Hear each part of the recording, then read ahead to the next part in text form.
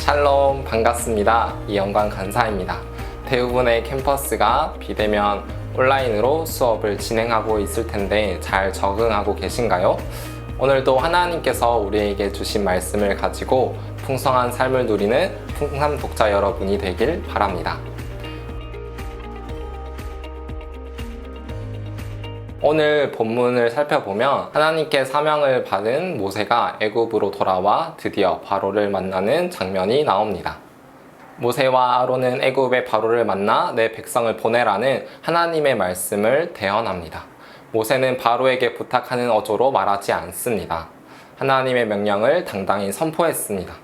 한 나라와 나라의 동등한 위치, 아니 그보다 더 높은 위치에서 말하고 있는 것입니다. 그러나 그 말을 들은 바로의 반응은 여호와가 누구이기에 그의 목소리를 듣고 이스라엘을 보내겠느냐라는 말입니다. 바로는 여호와를 알지 못했고 보내지 않겠다고 말합니다. 어쩌면 바로에게 당연한 반응이었습니다. 바로는 이스라엘의 하나님을 알지 못했고 이스라엘 백성이라는 유용한 노동력을 포기할 이유가 없었습니다.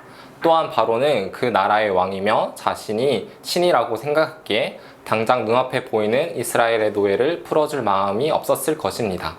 여호와를 알지 못한다고 말한 바로에게 모세는 히브리인의 하나님이라 소개합니다.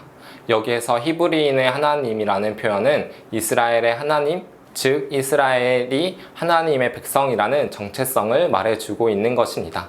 모세는 바로에게 자신들이 광야로 나와 하나님께 제사를 드리며 절기를 지킬 것이라 말합니다. 하나님께서 이스라엘 백성을 출애굽시키는 이유는 단순히 이스라엘이 불쌍해서가 아니라 자신의 백성들이 하나님께 제사, 곧 예배하기 위함이라는 것입니다. 그러나 바로는 모세의 말을 듣고 이들이 백성들의 일을 쉬게 하려고 한다고 생각했습니다. 그래서 감독들과 기록원들에게 명령하여 이전보다 더 열악한 조건 속에서 오히려 더 큰 성과를 내려고 백성들에게 요구했습니다. 열악한 조건에서 고통받으며 일하고 있던 이스라엘 백성들은 결국 바로에게 찾아갑니다. 그들은 자신들의 어려움을 바로에게 호소하지만 바로는 도리어 그들에게 게으르다 라고 합니다. 그러면서 바로는 이스라엘 감독원들에게 짚을 주지 않을 것이고 똑같은 수의 벽돌을 만들라고 합니다. 오늘 본문을 통해 우리는 400년 동안 애굽 노예 생활을 겪으면서 자신들이 하나님의 백성이라는 정체성을 잃어버린 이스라엘 백성들의 모습을 보게 됩니다. 어려움과 고통 속에서 하나님을 찾기보다 바로를 찾아가는 모습을 통해 그것을 알 수 있습니다.